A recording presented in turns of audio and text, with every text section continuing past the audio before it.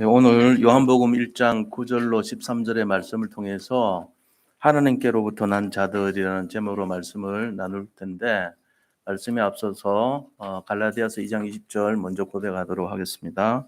내가 그리스도와 함께 십자가에 못 박혔나니 그런즉 이제는 내가 사는 것이 아니요 오직 내 안에 이제 내가 육체 가운데 사는 것은 나를 위하여 나를 사랑하소.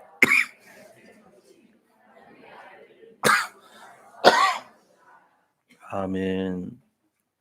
네, 우리 서로 옆에 분들 보시면서 인사 나눕니다. 저를 따라서 인사해 주시기 바랍니다. 그리스도는 완전하고 충분하고 모든 것입니다. 네, 한 번 더 인사하겠습니다. 내가 살아나는 최고의 응답을 누리시기 바랍니다.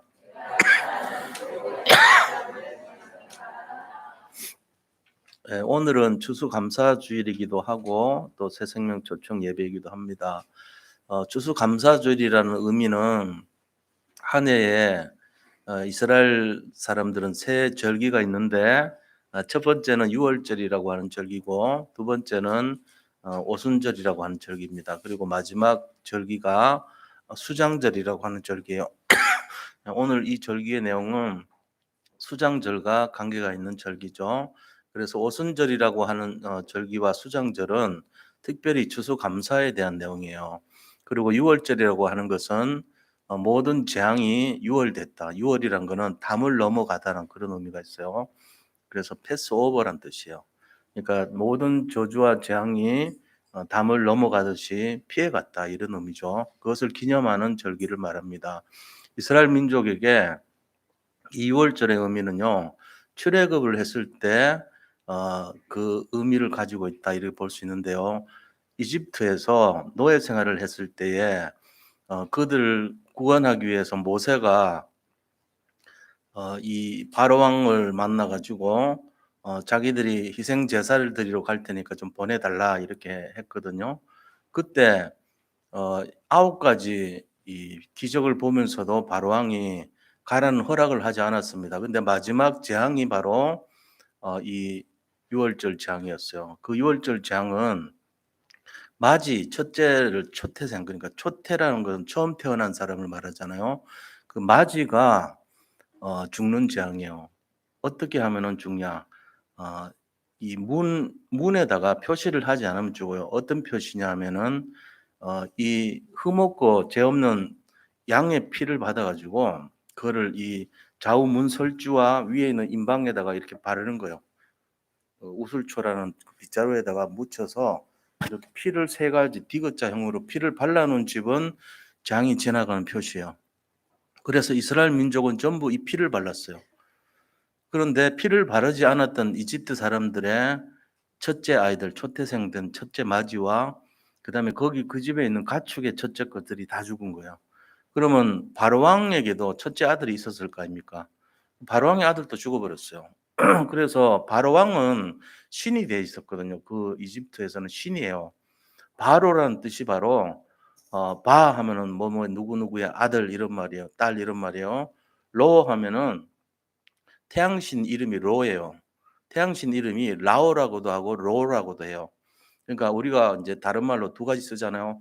파라오라고 하기도 하고 바로라고 하기도 해요. 파라오라는 말은 세계사 시간에 나온 이름이고요.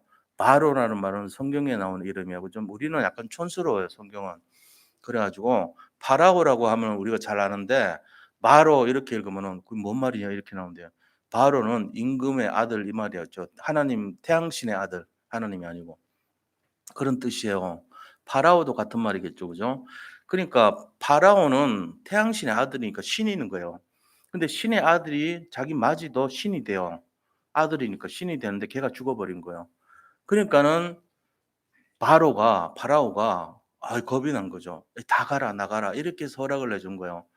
그래서 그 피를 바르지 않은 사람들은 다 저주장이 임했다 해갖고 피를 발라서 살아난 유대인들이 그 재앙이 지나간 날을 기념한 거예요.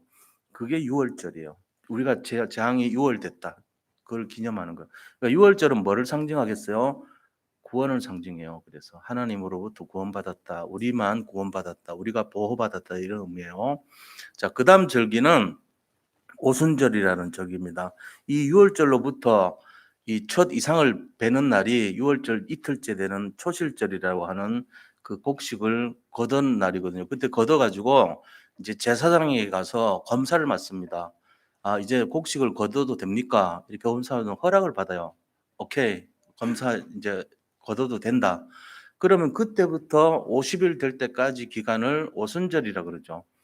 50일 그 순자란 게 열흘 뭐 20일 이런 단위예요. 초순하면은 열흘까지고 중순하면 20일까지고 상순하면은 상순, 중순, 하순 뭐 이렇게 하잖아요. 순자가 열흘이라는 단위거든요. 그러니까 오순이라면 50일째 이 말인데 이 첫 이상을 거르는 초실절로부터 유월절 다음 날인 그날부터 시작해서 50일 될 때까지가 곡식을 거둬도 되는 허락받은 기간이에요. 그래서 이 오순절이라고 하는 거는 곡식을 거두는 기간이 되는 거예요. 이게 이제 봄에 수확할 수 있는 첫 번째 수확 기간이죠. 그래서 우리도 뭐 이모작하고 이렇게 하잖아요. 예를 들면 그래서 봄벌이 거두고 가을벌이 거두고 이런 식으로 추수를 한단 말이에요. 그 추수를 허락받은 기간이 오순절입니다. 근데 이때 신약 시대 때는 이날 뭐가 일어났냐면은 사도행전 2장에 보니까 성령이 내려온 날이에요. 그래가지고 불같은 바람 같은 성령의 역사가 확 이렇게 일어났거든요. 기적의 역사가 일어났어요. 그래서 이 오순절은 성령이 내려왔다 해서 성령 강림절이라고도 합니다. 이건 뭔 말입니까? 하나님 믿는 사람이 구원받고 나서 능력을 얻는 날이 되는 거예요. 오순절은 능력이에요. 그래서 그 다음 세 번째 오는 것이 수장절인데 수장이라고 하는 것은 거둘 숫자에다가 창고장자란 말이에요. 걷어서 창고에 들이 저장하는 날이다 이런 의미요. 그럼 이게 일반 육신적인 의미는 추수하는 날이죠. 추수감사절이에요. 그래서 수장절에 감사를 드리겠죠, 그죠? 이거를 기념하는 날이란 말이에요. 근데 이 영적인 의미로 보면은 추수라는 의미는 창고에 들어간다는 의미는 창고가 바로 천국이고요. 추수는 바로 우리 자신을 말해요. 또 우리가 전도한 사람들을 말해요. 그 사람들이 창고에 들어가기를 기념하는 날이 되겠죠. 그러니까 수장절이라고 하는 것은 천국 이런 뜻이에요. 그래서 이 신앙생활이 세 가지가 있는데 태어날 때부터 요람에서 방주까지 예를 들면 이게 우리가 일생을 이제 본다면요. 전체 뭐죠? 태어나는데 구원이잖아요. 구원이란 것이 천국 시민으로서의 첫 출발이 되는 거고 그 사람이 살아가는 일평생 필요한 것이 능력이 필요한 거예요. 그래서 오순절이 처음 태어날 때부터 구원받은 날부터 죽을 때까지 사이를 오순절 기간이라 이래 보시면 돼요. 그럼 마지막 날 죽음이라고 하는 것은 결국은 내가 어디로 가야 되죠? 천국을 가는 거예요. 천국의 소망을 가지고 사는 거잖아요. 그러니까 수장됐다는 말은 창고가 바로 천국이고 내가 그 곡식이 돼서 그걸로 들어가는 거예요. 자, 이 세 가지 단계가 있어요, 신앙생활은. 그래서 유월절로 구원받고 오순절로 능력의 삶을 살다가 수장절날 천국으로 가는 인생이 우리 전체 신앙생활을 말하는 것입니다. 그래서 이스라엘이 이 세 절기를 지키라. 단 한 사람도 빠지지 말고 이 절기를 지켜라. 이렇게 말했던 것이 신앙생활을 제대로 해라. 이런 의미가 있는 메시지입니다, 이게. 그런데 오늘은 그 마지막 제인 수장절의 의미를 담은 추수감사주일이라고 하는 것입니다. 자, 이 추수감사주일날 우리가 한 해 동안 하나님께서 우리를 이끌어 오신 것을 기념하는 날이죠. 하나님께서 우리를 뭔가 이렇게 창고에 넣을 만한 곡식을 주신 것을 감사하는 날이니까요. 자, 그런데 우리가 뭐를 생각해 봐야 되냐면은 거기에 들어가는 알곡들, 거기에 들어가는 사람들, 자, 그 사람들의 상태가, 영적인 상태가 어떻게 되겠죠? 우리가 이제 그런 걸 생각을 해봐야 되는 거예요. 우리 자신들이 구원받은 자로서 나는 천국에 들어갈 소망을 갖고 수장절의 의미를 준비하고 하나님의 능력을 받고 살아가야 되는구나 하는 것이 우리의 일평생 신앙생활이라면 매년 이 세 가지 절기의 의미를 생각하고 지내라는 얘기잖아요. 근데 오늘은 그럼 뭔 말이죠? 마지막을 준비하는 자세로 살아라 하는 메시지인 거예요. 그래서 이 창고에 들어갈 만한 알곡들, 곡식이 들어가야 되는데 이 곡식은 열매를 맺잖아요. 한 해 동안 우리가 농사 짓는 농부들이 여러 가지 피와 땀을 흘려서 수고를 해 가지고 열매를 바라보면서 곡식을 농사를 짓잖아요. 그 농사를 지은 마지막 결실이 지금 이제 창고에 들어가는 거거든요. 그럼 이 결실이 되는 알곡의 현 주소가 어떤 것이냐? 우리가 이걸 알아봐야 되는 거예요. 그래서 이거를 이제 우리가 이런 내용들 새 절기를 오늘 기념하는 날이다. 그중에 수장절을 기념하는 수수감사절이다 하는 것을 알고 그런 속에서도 특별히 새성령 초청 예배로 드리는 것이니까 우리가 좀 생각해 볼 것이 좀 있다는 거예요. 어떤 의미냐면요. 지금 이 시간에 제가 여쭤봅니다. 지금 이 시간에 여기 앉아 계신 분들은 일단은 하나님의 은혜와 축복이 임한 분들이에요. 그걸 알고 계시면 돼요. 그래서 한마디로 하면은 하나님이 함께 하심으로 형통한 축복을 누리는 축복의 증인으로 여기 앉아 계신다는 것을 믿으시기 바랍니다. 자, 그런데 우리가 지금 어떤 현 주소를 갖고 있는가 생각해 봐야 돼요. 현 주소라는 것은 내가 지금 살고 있는, 내가 지금 앉아 있는 내 지금 상태에서 내가 누리고 있는 주소를 현 주소라 그런단 말이에요. 그럼 그것이 바로 곧 나의 현 주소자 영적인 상태가 되는 거예요. 자, 지금 우리에게 제가 질문을 드립니다. 가장 필요한 것이 뭡니까? 지금 여기서. 어떤 분은 화장실 가고 싶다. 아, 내가 아까 갔어야 되는데 못 간다. 이런 걸 수도 있어요. 우리는 몰라요. 그런데 그런 것보다는 제가 질문을 하는 가장 큰 중요한 메시지의 의미는 뭘까요? 아, 지금 내가 가장 필요하다고 여기는 것이 무엇이냐는 거예요. 북한 공산주의 사회나 이런 데 어렵게 사는 사람들은 자유를 가장 소중하다고 생각할 수도 있겠죠. 근데 대부분의 사람들은요. '물질이 많으면 좋겠다.' 이런 생각을 많이 하고 산단 말이에요. 그래서 물질이 되는 것을 많이 이렇게 따라가는 인생으로 많이 살고 있어요.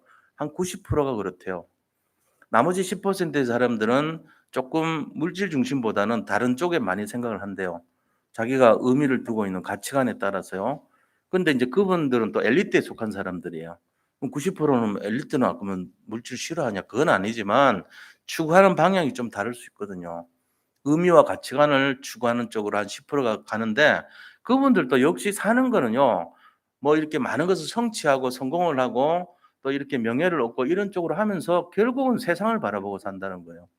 그러면 이 100% 전체가 걸려 있는 문제가 솔직한 얘기로 보면은 의식주 문제라든지 아니면 성공이라든지 건강이라든지 아니면 어떤 많은 것을 물질이나 이런 것을 가지는 쪽에 이렇게 마음을 두고 있다는 것을 알 수가 있는 것입니다.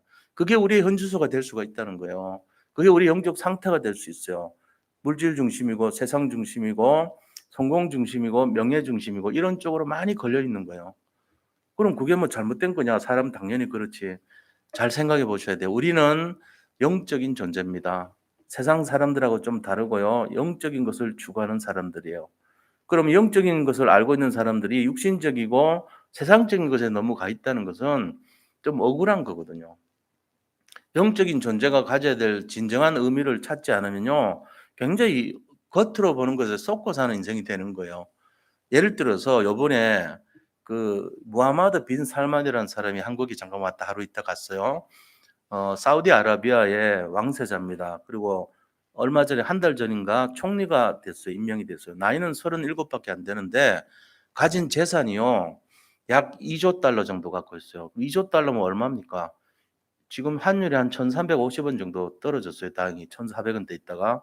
그러면은 약 2,700조 정도를 갖고 있는 사람이에요. 37살짜리가 2,700조를 갖고 있다고요.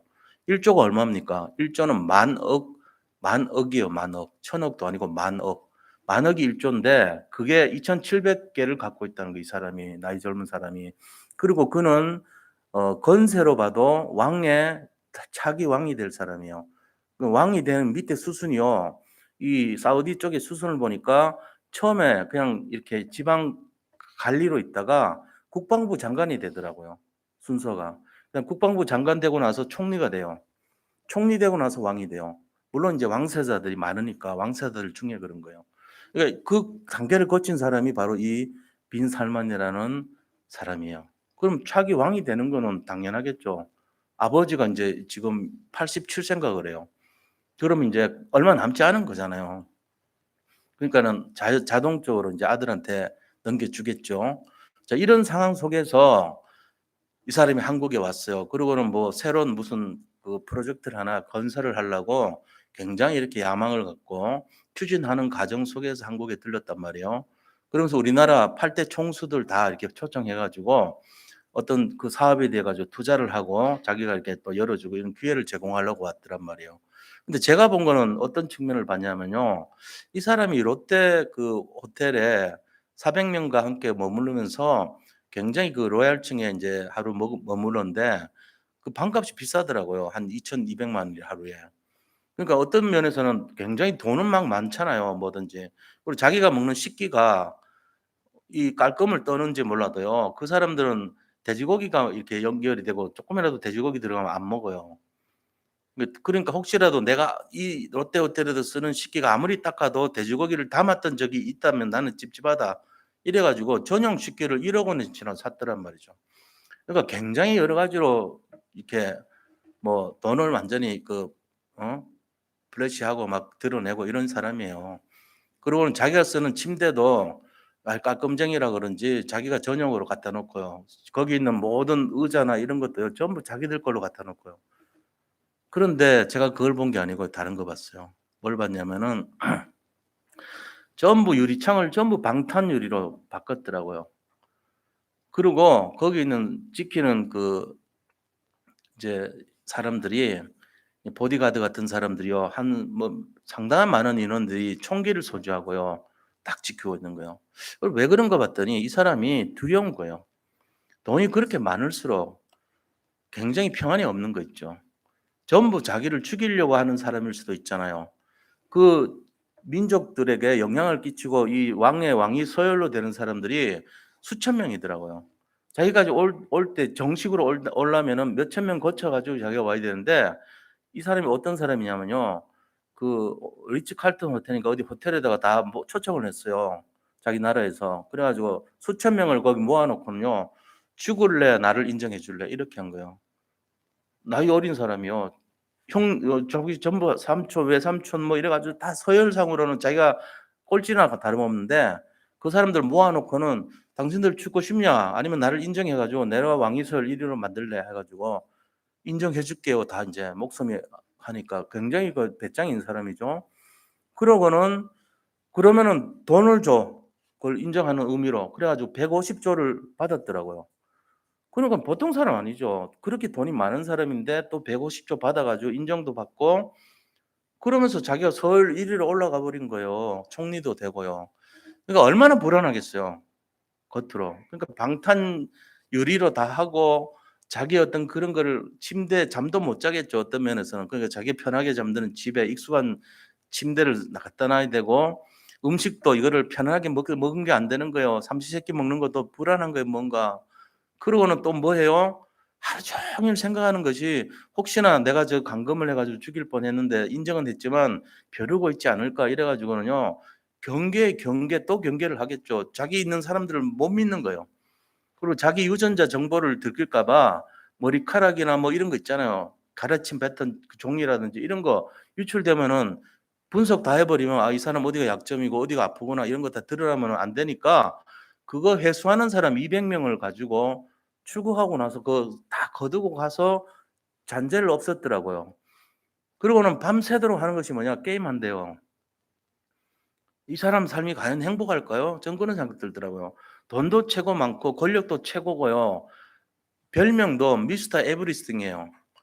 이 사람은 모든 것을 할 수 있는 사람 이런 의미를 갖고 있는데 정작 마음은 어떨 것인가? 아무도 못 믿는 사람이죠. 아무도. 전부 다 자기 돈 바라보고 붙어 있는 사람. 아무도. 진짜 믿을 사람은 자기 부인이나 애들밖에는 못 믿는 사람이죠. 자기 아버지 정도나 믿을까? 아무도 못 믿는 거예요. 불안하죠. 그럼 그 사람 속에 과연 뭐가 있을까요? 전 세계 모든 사람들이 거의 대부분 사람들이 걸려 있는 최고의 권력과 성공과 돈 다 갖고 있는 사람인데 내면적으로 보니까 방탄유리 없으면 잠도 못 자고요. 자기 침대 아니면은 잘 수도 없고요. 그다음에 밤새도록 뭔가에 잡혀서 도파민이라는 물질이 나와서 자기가 조금이라도 행복해지기 전에는 찾을 수 없기 때문에 뭔가 집중을 해야 돼. 그 집중하는 게 게임이더라고. 한국의 넥슨상가 거기 총주주예요. 그러면 이 사람이 사는 게 과연 행복하겠냐? 저는 볼 때는 아닌 것 같아요. 아 그럼 이 사람 모슬렘이니까 그래도 자기들 믿는 자기들 나름대로의 하나님 있지 않냐? 안 믿는 사람이죠. 그거조차도 가짜죠. 그러니까 권력은 많고 포부는 있고 배짱은 있을지 몰라도 실제적으로 사람이 사는 궁극적인 중심, 혼자 있을 때 상태. 그게 제일 중요합니다, 사실은. 우리도 마찬가지고요. 예수 믿는다 해 놓고는 혼자 있을 때 뭔지 모르게 공포가 밀려오고요. 이 사람 분명히 그럴 거 아닙니까? 제가 속단할 수도 없고 예단할 수는 없지만 분명히 잠잘 때 못 자니까 시달리는 거예요. 그래서 게임을 하지 않으면 안 되는 상태로 잡혀 있다고 봐야 돼요. 하루 종일 24시를 그거 할 수밖에 없어요, 이 사람은. 불안을 피해야 되니까. 그러면서 그게 점점 심각해지면 어떻게 될까요? 인간은 영적 존재이기 때문에 영적 문제가 오죠. 그리고 쓸쓸함과 외로움을 느끼게 돼 있어, 혼자 있을 때. 우리가 혼자 있을 때 정말 행복하다고 느낀 사람은요, 돈이 문제가 아닌 거예요. 정말로 최고로 행복을 느끼는 사람들은 저 네팔 사람들 같은 그런 사람들이 행복 지수가 최고 높아요. 이유는 뭐죠? 그들은 나름대로 삶에서 굉장한 행복을 느끼는 거예요. 혼자 있을 때도 아무리 고단한 삶을 살더라도 행복 그 자체에 대한 본질을 갖고 있는 사람이에요. 그럼 우리가 이걸 좀 생각을 해 봐야 된다는 거죠. 내가 지금 정말 나는 외롭고 쓸쓸하고 힘들고 고독하고 정말로 나 자신이 뭔가를 참 힘든데 '내가 이걸 해결할 방법이 없다. 나에게 이 답이 되는 게 뭘까?' 저는 제가 콩팥이 아파 가지고 오랜 동안 많이 아팠거든요. 그럴 때 제가 의사 선생님한테 질문 한번 한 적이 있어요. 왜냐? 제가 이렇게 된 이유가 뭔지를 좀 설명을 받고 싶어서요. 했더니 어 그분이 볼 때는 제가 어릴 때부터 혈압이 높아서 그런 것 같다고 그러더라고요, 원인이. 근데 혈압하고 콩팥이 무슨 관계가 있냐 봤더니 전 몰랐어요, 옛날에는. 제가 초등학교 때 혈압이 한 160 정도 됐던 게 기억이 나거든요. 그러니까 상당히 높은 거죠, 어린 나이치고는. 그 정도에서 그 콩팥 안에 레닌이라는 물질이 있더라고요. 뭐 이렇게 인슐린 같은 그런 조절 물질인데 레닌은 콩팥에서 혈압을 높이거나 낮추거나 하는 기능을 하더라고요. 근데 이 레닌 기능이 문제가 생겨 가지고 제가 콩팥이 탈이 난 거예요. 콩팥이 탈이 먼저 나니까 혈압이 높아지잖아요. 근데 저는 거꾸로더라고요, 물어보니까. 혈압이 높아 가지고 레닌 조절이 안 되니까 콩팥이 탈이 난 거예요, 거꾸로. 이런 역사가 일어나요. 그래서 '아 그렇구나. 내가 아픈 원인이 혈압 때문에 그랬고 혈압이 그렇게 된 이유가 내가 결국은 콩팥에 있는 레닌의 기능을 이 잘못되게 만들고 그 레닌이 잘못되니까 또 혈압이 더 높아지고 이게 악순환되면서 제가 결국은 이 건강이 되게 안 좋아지게 된 거예요. 그 이식을 받았잖아요, 결국은. 이것처럼요. 우리가 어떤 외롭고 쓸쓸하고 정말로 힘들고 고독하다면 그 문제에 대한 원인이 있어야 됐잖아요. 겉으로 나오는 돈 많고 막 어떤 권력이 많고 성공하고 미스터 에브리띵 아무 소용없어요. 그거는 중요한 게 아니에요. 그 사람은 어쩌면요. 저렇게 계속 살다 보면요. 정신적으로 굉장한 위기 상태에 놓일 수도 있어요. 주변에 어떤 사람도 못 믿으면서요. 의심이 강화되고 잠을 못 자고요. 어딘가에 집착을 하고요. 집중을 하지도 못하고 집착하면서 자꾸만 불안 증세를 하던 그게 뭘까요? 조현병 걸릴 수도 있어요. 정신분열증이라고 하죠. 뭔가가 자기를 굉장히 죽이러 온다. 사람들이 나를 위협한다. 거기에 시달릴 수 있어요. 우울증에 빠질 수도 있다니까요. 그걸 어떻게 해결해요? 그냥 평범한 입장에서는 해결 못 합니다. 자, 그렇다면은 성경에서는 이 문제에 대해서 어떤 답을 우리한테 제공해 줄 수 있을까요? 여기에 대한 답을 분명히 얘기하고 있어요, 성경은. 자, 그럼 성경에서 하는 말은 뭐라고 되어 있냐면요. 원래 인간에 대한 답을 주고 있어요. 원래 인간은 마치 어린아이 있잖아요. 두세 살짜는 아이에게 우유가 많거나 아니면은 먹을 이유식이 많이 있거나 아니면 장난감을 많이 주는 것보다 더 중요한 게 뭔지 아세요? 어머니 품속입니다. 어머니나 아니면 할머니나 아니면 자기 친척들이 자기를 돌봐주는 사람들이 자기를 지켜주는 그 품이 너무나 그립죠. 그렇지 않습니까? 그게 진짜 진정한 답을 주는 거예요. 그런데 아이한테 자꾸 "너는 우유 먹으니까 됐어. 우유를 먹으면 돼. 이유식까지 줄게." 맛있는 거 준다고 그 아이가 평안할까요? 저는 그렇지 않다고 봅니다. 진정한 그 아이의 마음속에 행복을 주는 것은요. 그런 우유나 무슨 장난감이나 그런 게 아니에요. 엄마의 그 품 속에서 엄마가 자기를 이렇게 품어줄 때 느끼는 그 사랑의 감정, 그 안전함을 느끼는 마음, 그게 이 아이한테 가장 중요한 답이란 말이에요. 이런 것처럼요. 하나님이 모든 이 세상 물질 세계를 만들고 인간 세상을 만들 때 창조의 원리가 어떤 거냐면은 나무는 땅에 뿌리를 내릴 때 가장 행복하도록 만들어 놨어요. 새는 공중을 날아다니고 이 창공을 지배할 때 가장 행복하게 만들어 놨다니까요. 그리고는 물고기는 물속에서 살고 자유롭게 유영할 때 그때가 가장 행복하도록 창조되어 있는 거예요. 그럼 인간은 어떻습니까? 인간은 하나님과 함께할 때 가장 행복하도록 창조된 것이 창조의 원리입니다. 그럼 하나님을 떠나면 어떻게 되죠? 불행하게 살죠. 이런 아무리 모든 것을 갖고 있는 빈 삶만이라 할지라도 제가 모르지만 그 사람은 한 번도 얘기한 적 없지만은 미뤄 짐작컨대 굉장히 어렵게 살고 있는 사람이다. 어떤 면에서는 좀 불쌍한 인생 아니겠냐 이런 마음이 좀 들더라고요. 왜? 자기를 드러낼 수가 없어요. 이 사람은 자기의 약점을 한 번도 말할 수가 없는 거예요. 실제적으로는 아픈데 힘든데 고독한데 누구한테 말을 못해요. 말을 해서 소문나면은 치명적인 거예요. 그거는 얼마나 불쌍해요. 우리는 차라리 힘들면 힘들다고 얘기는 하죠. 못합니다. 그 사람은. 자존심은 최고로 셀 것이고요. 어느 거 하나라도 약점을 보이기가 싫어하면서요. 자기라는 세상 속에서 고독함을 즐기고 그렇게 시달리고 살고 있는 사람의 모습일 수 있어요. 돈은 최고로 많아. 2,700조. 그리고는 왕이 될 사람이고요.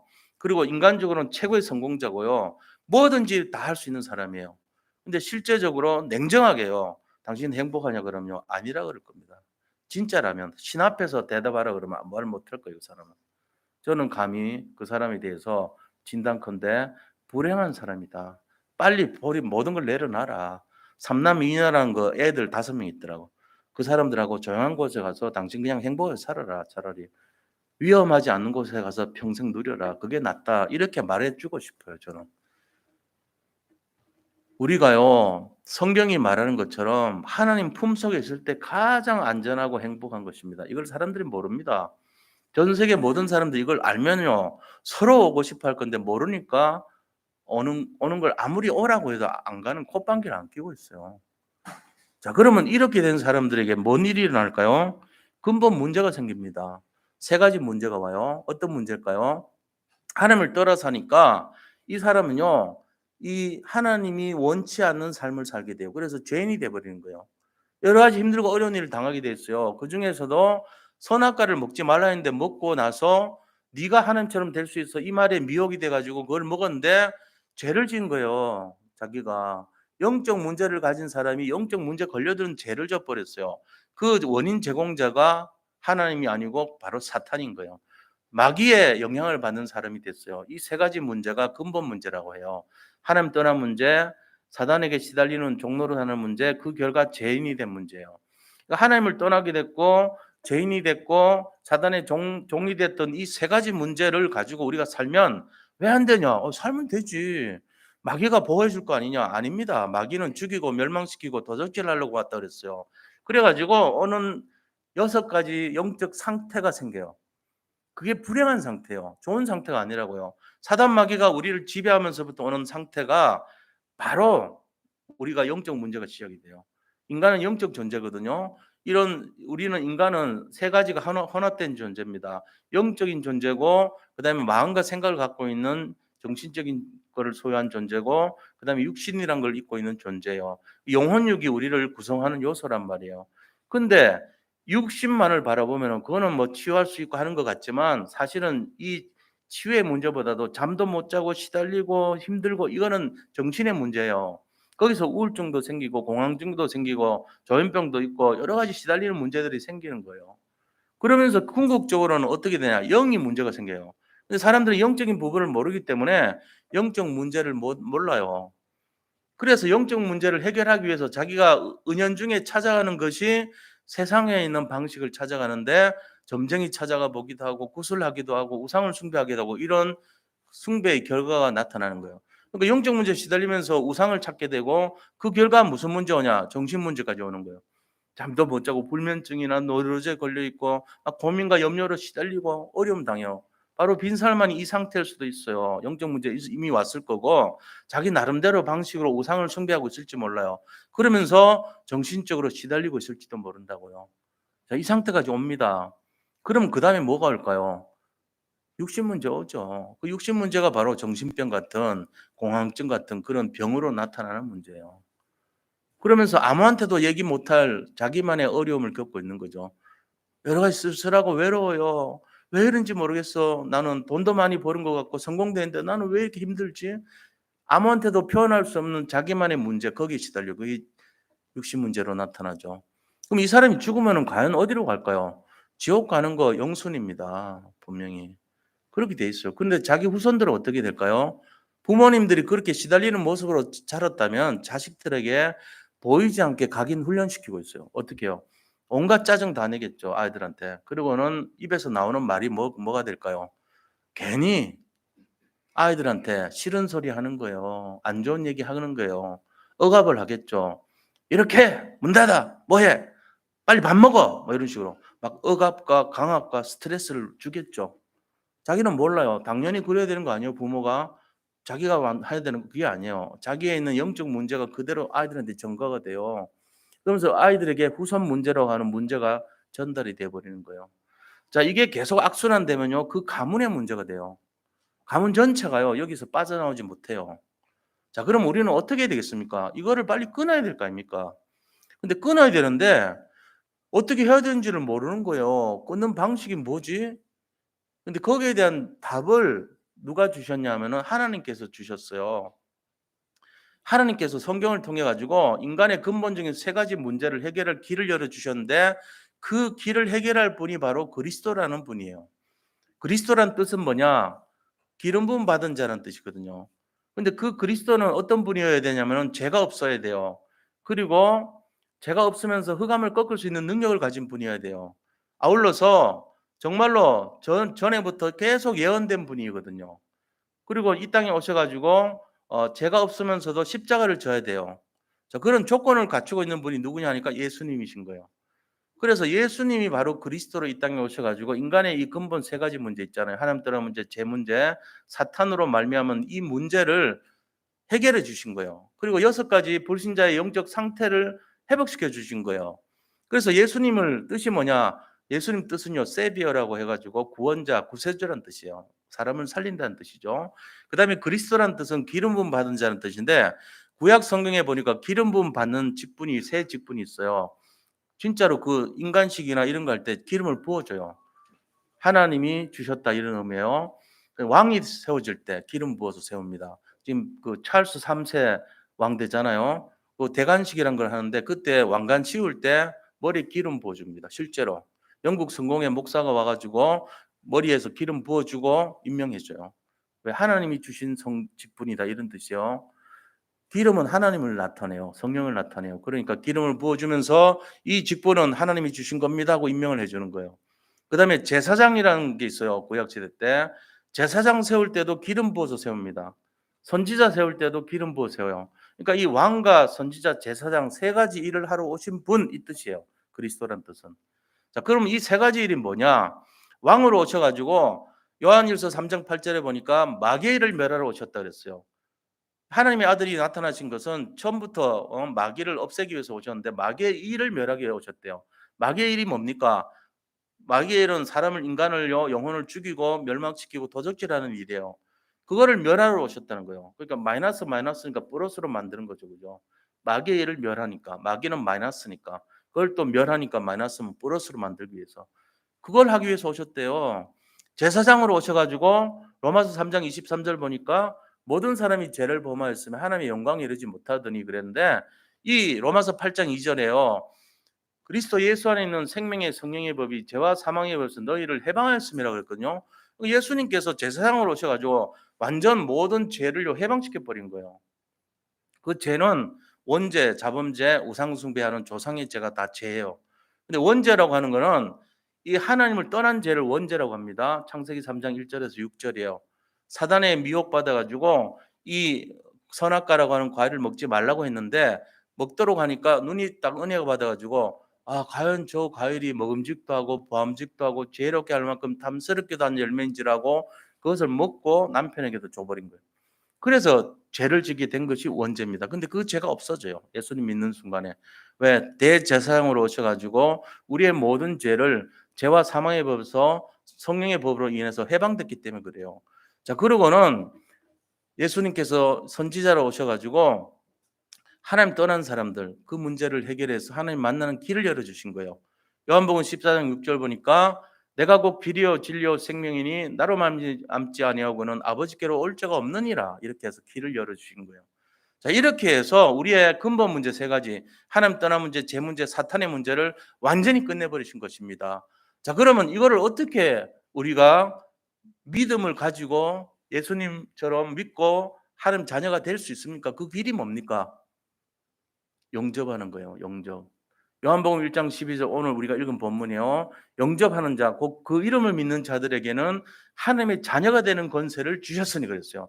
예수님께서 이 땅에 오셨지만 사람들은 그를 무시하고 배척하고 아무도 그를 영접하지 아니하였다 그랬어요. 그러나 영접하는 자에게는 하나님께서 하나님 자녀가 되는 권세를 주셨다 그랬어요. 근데 이는 어디서 온 거라고 해서 1장 13절 보니까 뭐라고 되어 있습니까? 바로 이는 혈통으로나 육정으로나 사람의 뜻으로 나지 아니하고 오직 하나님께로부터 난 자들이니라 그랬습니다. 영접하는 게 우리의 뜻으로 되는 게 아니라는 얘기예요. 이 영접의 축복은요 어마어마한 겁니다. 옛날에 그, 그 강호순인가 무슨 이렇게 자기 부모를 살인해가지고 청송교도소 온 사람이 있었어요.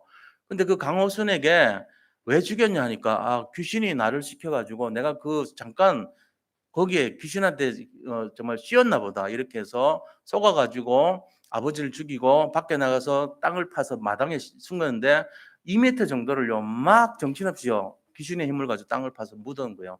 그게 이제 나중에 발각이 돼가지고 청송교도소까지 온 사람이거든요. 근데 그 교도관이 예수님을 잘 믿는 사람이에요. 그래서 그랬냐 그러거든요. 그 소문이 청송교도소 안에 쫙 퍼졌어요. 그러니까 방마다 이제 큰일이 난 거예요. 야, 왜 그러니까 강호순이 귀신이 여기 따라왔대. 어떡하냐 이런. 그 귀신이 저기 보인다 그랬거든요. 걔가. 그러니까는 그 소문 때문에요. 방마다 야 여기 교회 다니는 사람 있으면 나와봐 이렇게 된 거예요. 그 방에 제일 대방이. 그러니까는 거기 있던 사람 중에 한 명이요. 이제 저는 어려서는 교회를 잠깐 뭐 가자 준다 해서 갔는데 커서는 간 적이 없습니다. 그래도 네가 교회라도 아니까 해봐. 어떻게 우리가 예수를 믿어야 돼? 어떻게 귀신이 이겨야 돼? 말해봐. 이러니까 야, 저를 따라 하십시오. 이 사람 급하니까 생각한 거예요. 그래서 일어서더니 선서 이렇게 한 거예요. 전부 다 이제 다 오늘부터 우리는 예수를 믿기로 선서합니다. 이렇게 한 거예요. 똑똑했지 그래도. 그래가지고 이 사람 안 맞고 살아났다는데 방마다 다 그런 일이 일어났어요. 그러니까 지금요 이게 보통 일이 아니란 말이에요. 예수를 믿고 하나님 자녀가 되는 것 그 방식을 모른다니까요. 세상 사람들이 어떻게 알겠어요. 교회를 다녀도 영접이란 걸 들어본 적이나 있겠어요. 어린아이들이 모르죠. 그래서 영접하는 자, 곧 그 이름을 믿는 자들에게는 하나님이 자녀가 되는 권세를 주셨다 그랬습니다. 자, 솔직히 영접이란 말이 뭔 말입니까?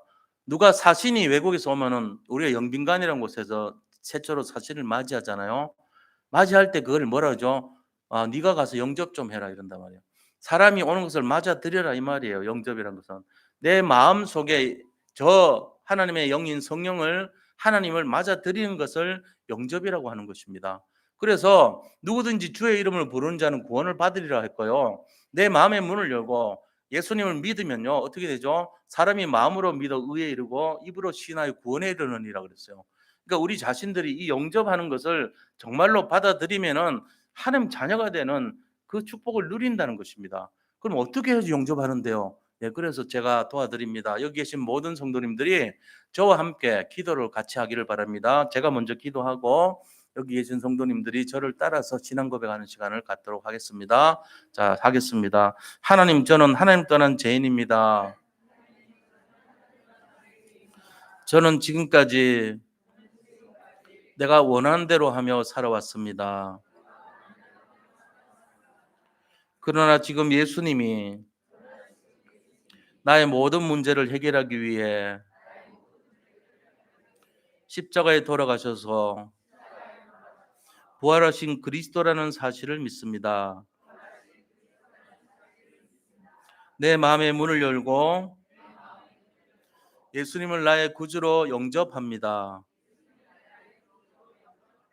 내 마음속에 오셔서 나를 구원하시고 영원히 나를 인도해 주세요. 오늘이 내 인생에 가장 행복한 날이 되게 하심을 감사드립니다. 예수님의 이름으로 기도합니다. 아멘. 예, 제가 다시 한번 기도하겠습니다. 저 혼자 합니다. 하나님 아버지 감사합니다. 오늘 여기에 참석하신 모든 성도님들 정말로 하나님의 자녀가 된 것을 진심으로 감사와 찬송과 영광을 돌려드립니다. 주님, 우리가 이전에 영접하였더라도 오늘 신앙 고백을 하였사오니 그 마음과 중심을 받아주시고 새로 영접하신 우리 모든 성도님들에게는 하늘에서 천국 잔치가 열릴 것을 믿고 감사와 찬송을 돌려드립니다. 주님께서 그 영접의 고백의 마음을 혼자 주님 스스로 혼자서 아버지 연락하여 주시옵소서. 기쁘게 받아주시기를 원합니다. 주여 정말로 축복하시고 하시는 모든 일들마다 형통케 하시며 정말로 지금 막힌 담을 헐어주시고 아버지 미래를 축복하여 주시옵소서. 걸음걸음마다 하나님 자녀의 신분과 권세를 누리게 하시고 하는 모든 일들을 통하여서 하나님께서 홀로 영광을 받아 주시옵소서. 아버지 하나님께서 정말로 우리를 지으신 바 되셨고 또 우리에게 구원의 길을 열어주셨고 주님 오시는 그날까지 우리와 함께 하실 것을 믿습니다. 정말로 오순절 또 아버지 축복의 능력을 주시고 아버지 오늘 구원받은 모든 성도님들이 수장절의 축복으로 천국 가는 그날까지 함께하여 주시옵소서. 모든 것을 감사하고 살아계신 예수 그리스도 이름으로 기도드립니다. 아멘. 하나 더 말씀드리면요, 이제 구원받은 우리에게는 뭐가 있냐 아셔야 돼요. 하나님께서 주시는 최고의 축복과 응답이 있는 거예요. 두 가지가 있는데 하나는 하나님 주신 하나님 자녀의 신분이 새로 생겼습니다. 두 번째는 하나님 자녀의 권세가 생긴 거예요. 이 신분은 뭐냐면 세 가지가 있는데요. 하나님이 내 속에 들어오셨잖아요. 지금 내 안에 계신 거예요. 이 하나님은 떠나지 않아요. 영원토록. 그래서 나와 함께 하시고 임마누엘이라는 축복으로 나를 축복하시고 역사하시는 거예요. 흑암을 막으시며 저주와 장을 꺾는 것입니다. 이걸 알고 계셔야 되고, 두 번째 축복은 뭐냐? 내가 하나님 자녀가 됐는데 나를 성령께서 이끌어가요. 인도해 주시는 거예요. 그래서 내가 아무것도 하지 않아도 하나님 자녀로서 나를 이끌어가고 계신다. 성령 인도받는 인생이 됐다 하는 것을 아셔야 됩니다. 세 번째는요, 성령께 기도할 때가 우리가 기도하잖아요. 하나님 도와주세요 기도하면요, 역사해줘요. 이게 성령의 역사입니다. 그래서 세 가지가 신분이 생겼는데 하나님 자녀의 양자라는 신분이 생겼고, 두 번째는 하나님이 성령으로 인도하신다는 신분이 생겼고, 성령께 기도하면은 역사하신다는 신분이 된 것입니다. 성령 내주, 성령 인도, 성령 역사의 축복을 누리는 신분으로 바뀌었다. 어마어마한 거예요, 이거. 왜냐? 하나님이 신이십니다. 신의 아들도 신입니다. 그래서 예수님이 신 아닙니까? 근데 우리도 신의 대열에 들어간 거예요. 말하자면은 그렇잖아요. 하나님의 자녀라는 것이 그 말이 됩니까? 사실은 구약 시대 때 이 말하면요, 참남하도다 이렇게 말해요. 참자가 뭔 참이냐? 선을 넘을 참자입니다. 넘치다는 뜻이에요. 람자도요, 오바프로 했다는 뜻이에요. 네 넘었구나 선을. 그러니까 둘 다 선 넘었단 말은 네가 신성을 모독했다 이 말이에요. 뜻이. 신성 모독죄를 져가지고 벌이 뭐냐? 돌로 때려서 죽입니다. 그게 신성 모독죄예요. 그런 일을 할 만한 내용이 내가 하나님 자녀다 이 말이에요. 근데 그걸 허락받았다니까 어마어마한 신분이 된 거예요. 자, 이게 됐다면 권세가 생겨. 이제 자녀니까 권세 있어야 되죠. 웬만한 알량한 공주 왕자도 권세가 있잖아요. 저 왕세자 빈살만도 권세를 갖고 이 땅에 오고 다 하는데 우리에게는 엄청난 권세가 있어요. 그게 뭡니까? 흑암을 꺾을 권세가 생긴 거예요. 우리 인생의 저주자원과 지옥 배경을 가져다 주는 그 흑암을 꺾어버리는 권세가 우리에게 있다는 거예요. 그러고는 뭐가 있냐? 두 번째는 우리 힘으로는 안 되니까 하늘의 천군과 천사가 도와주는 축복이 있는 거예요. 그러고는 이 능력으로 뭘 할 수 있냐? 전 세계 땅끝까지 정말로 모든 것을 살리고 정복할 수 있는 권세가 생긴 거예요. 세계 정복권이 생겨요.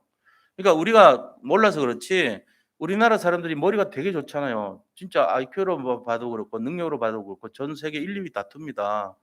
근데 오히려 이스라엘 민족은 그보다 못해요. 근데도 자기들끼리 한 팀이 돼가지고 전 세계에 영향을 끼치잖아요. 근데 우리나라 사람들은요, 전 세계로 가서 지금 전 세계에 영향을 끼친 사람들이 돼 있다니까요. 속도도 빨라요. 되게 또 꼼꼼해요. 능력도 있어요. 근데 여기다가 하나님이 함께 해버리면요, 놀라운 일이 막 일어나는 거예요. 이게 엄청난 일이에요. 세계 정복권이 있다니까요. 이제 그게 생기는 거예요, 우리한테. 그러고는 뭐가 생깁니까? 우리가 죽으면 어디 가요? 천국 갈 수 있는 권세가 생겨요. 천국 시민권이 생기는 게 권. 천국 시민권이 있다는 말은 어마어마한 축복 아닙니까, 사실. 우리가 어떤 사람이 살다가 죽었어요. 근데 아무것도 없어요. 그러면 억울하지 않습니까? 우리 가족 중에 그냥 예수 믿는 건 모르고 살다가 죽었어요. 잘 살았든지 못 살았든지 성공했든지 관계없이 죽었어요. 끝. 아닙니다. 그렇게 하면 안 돼요. 우리의 영혼은요 멸하면 안 돼요. 영혼 불멸이 돼야 돼요.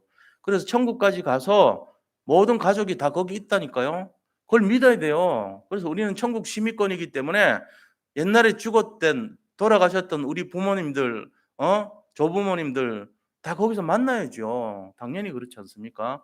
그게 있단 말이에요. 천국 시민권 속에는 우리가 여기서 끝나는 것이 아니고 우리 부모 형제들 앞서간 사람들을 거기서 다 만나서 모여서 하나님을 찬송하고 경배하면서 사는 거예요. 얼마나 큰 축복입니까? 그래서 우리가 이런 내용 네 가지 축복을 갖고 있다 하는 것을 아시기 바랍니다. 언제부터요? 오늘 이 시간부터요. 이건 모르면 손해입니다. 모르면 지는 거예요. 기억하셔야 돼요. 어떻게 기억하죠, 목사님? 그래서 제가 여기다가 딱 기록 정리를 해가지고 나눠드립니다. 집에 가지고 가셔가지고 한번 좀 보고 읽으시고 하세요. 그리고 여기에 관련된 성경 구절이 어디 있냐? 여기 있어요. 나눠드린 거야. 읽어보시면 이게 연결이 다 돼 있어요. 그래서 이런 의미구나 하신 것을 잡으시면 됩니다. 그래서 일주일 내내 뭐 하시냐? 주보 가지고 가신 분들이 주보에서 기도 찾아가지고 5개 기도 나오잖아요. 그거 가지고 한 15분씩 하루에 읽으시면 돼요. 그러면서 기도하시고 그 다음 날은 뭐 하냐? 여기 나눠드린 두 가지 유인물을 통해서 하나는 말씀을 다시 한번 보시고 하나는 여기 나온 성구를 읽으시면서 묵상하세요. 묵상. 묵상이라고 하는 것은 조용한 가운데 하나님의 능력을 받아들이는 시간이 묵상 아닙니까? 내 인생이 바뀌어요, 사실은. 그렇게 하면서 내가 복음에 집중하는 시간이 묵상 시간이에요. 그래서 이 세상 사람들은 명상을 하지만 우리는 묵상을 하시면 돼요. 그렇게 해서 우리 자신들이 날마다 하나님 자녀의 신분을 누리고 권세를 누리는 삶으로 승리하시기를 축복합니다. 예. 이 시간에 우리 함께 하나님께로부터 난 자들, 이게 그냥 사람이 아니고 하나님으로부터 난 자들이에요. 오늘 영접하신 분들은 그걸 아시고 같이 우리가 그런 삶을 살 수 있도록 함께 기도하도록 하겠습니다. 하나님 감사합니다. 우리가 정말로 우리 인생이 하나님의 자녀의 신분과 권세를 누린 인생으로 아버지 된 것을 감사드립니다. 이제부터 우리의 삶이 하나님께로부터 난 자들의 삶인 것을 믿습니다.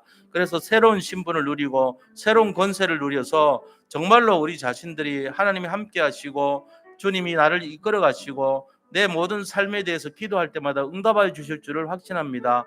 그리고 우리의 삶을 하나님께서 도와주셔서 흑암을 꺾을 수 있는 권세를 주셨고 아버지 정말로 모든 아버지 삶 속에서 천군 천사가 우리를 돕는 권세가 생겼고 이 힘을 가지고 세상을 정복하는 권세를 가지고 또 이 힘을 가지고 우리가 천국 시민의 권세를 누리는 삶이 날마다 누려지게 하여 주시옵소서. 우리 인생에 지금 가장 필요한 것이 과연 무엇인가를 생각해 볼 때 예수 그리스도라는 것을 발견하고 누리고 체험하는 시간이 되게 역사해 주옵시고 그것이 바로 내가 하나님을 정말로 주인으로 삼고 하나님의 자녀가 된 것이라는 것을 깨닫는 시간이 되게 하여 주시옵소서. 세상에 아무리 권력을 많이 갖고 돈이 많고 건강을 최고로 누린다 할지라도 혼자 있을 때 오는 그 허무함과 공허함과 정말 갈급함은 아무도 해결할 수가 없는데 오직 예수 그리스도만이 이 문제를 해결할 수 있다는 사실을 실제적으로 누리는 인생들이 다 되게 하여 주옵소서. 오늘 이 시간부터 우리 예수 믿는 사람들이 받을 신분 권세를 통하여서 가장 행복한 인생이 되게 하시고